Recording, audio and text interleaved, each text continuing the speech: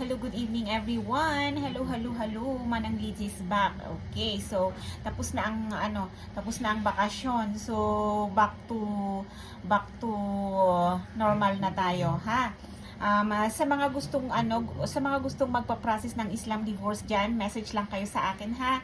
And sa mga gustong kumuha ng contact ni attorney, as usual, meron tayong referral fee, ha?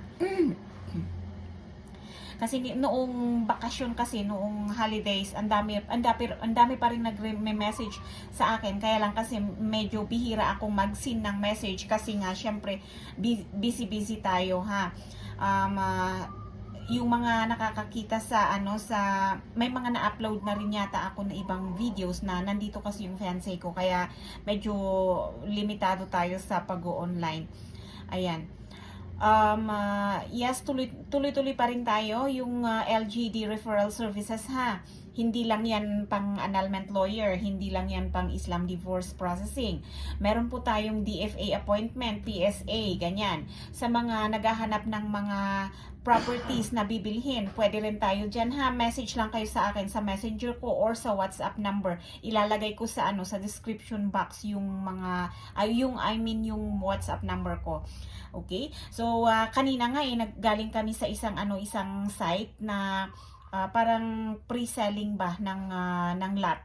Yun. So maganda itong i-grab, guys. As I have said, kasali sa LGD referral services yung real estate referrals. So yung developer doon is kilalang kilala ko talaga, taga doon talaga, kababayan ko mismo. Yun. So, safe na safe kayo doon. Mas mura ngayon kasi nga pre-selling. Pre-selling muna yung properties. So, kung interesado kayo, guys, ilalagay ko dyan sa description box yung WhatsApp number ko at saka yung messenger account ko, ha. Message nyo lang ako. So, uulitin ko, ang LGD referral services ay hindi lang sa annulment lawyer referrals, hindi lang Islam divorce. Marami po akong ino-offer as long as related sa pagre-refer. Kasi parang ang labas ko is online agent ako. Sa lahat ng pwede kong sa lahat ng services na pwede kong i-refer. So, yun. Sa loans, meron na rin tayo dyan. Inuulit ko. Lagi kong binabanggit sa mga previous videos ko na yung company kung saan ako nag-work dati na lending, doon ako nag-i-agent para naman sa mga pension loan yon. Pero doon sa mga regular loans like salary loans, car loans, OFW loans, ibang company po yun, ha. Pero message pa rin kayo sa akin, agent din tayo doon. Online tayo, guys, online. Yung mga nagtatanong sa akin, wala ba akong physical office? Wala po, guys, sorry. Kasi ang i-declare ko naman nung nag-register ako sa DTI, online office. Kasi isipin nyo, guys, magkano ang renta ng office ngayon? Oh. Syempre, saan ko kukunin yun? Baka mamaya yung hihingin ko sa inyo na referral fee, tataas pa yan. Mas okay na yung ganito, home office na lang. Online ako.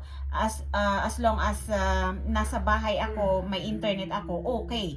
Kung nakikita nyo akong online sa Messenger, naka-data lang ako dun. So, kapag nasa labas kasi ako, medyo bihira na akong mag-reply kasi ang pangit kasi kapag naglalakad ka tapos nagsi-cellphone ka. Hindi rin kasi safe yun. Maliban talaga kung emergency yung re-replyan ko. Ganun. So, yun, guys.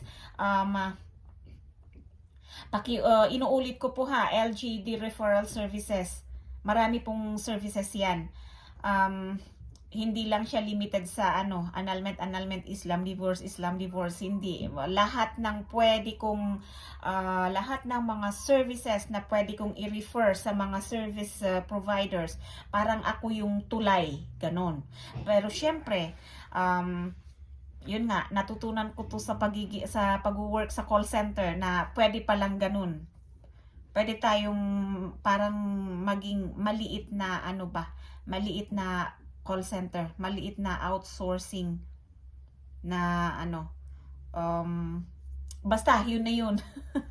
Kasi ang dami kasing ano, may nagme-message pa na bakit daw ganun, humihingi ako ng referral fee. Pero yung mga yun, hindi nila napanood yung mga old videos ko kasi kaya hindi nila alam yung explanation ko. Pero uulitin ko, legal yun. Meron naman akong permit to do so.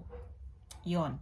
So, yun guys, thank you so much sa mga nagtiwala sa akin, sa mga natapos na clients, sa mga ongoing, maraming salamat po sa tiwala. Sana tag nito, mag-refer din kayo ng mga friends sa akin. Ayan.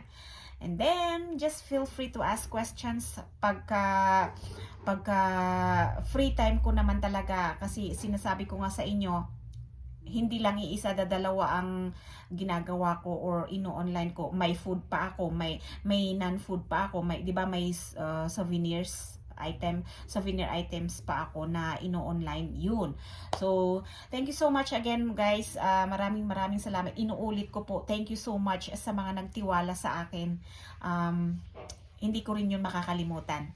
And rest assured naman na hindi kayo maluloko. Legit naman po tayo. Okay? Bye-bye and Happy New Year!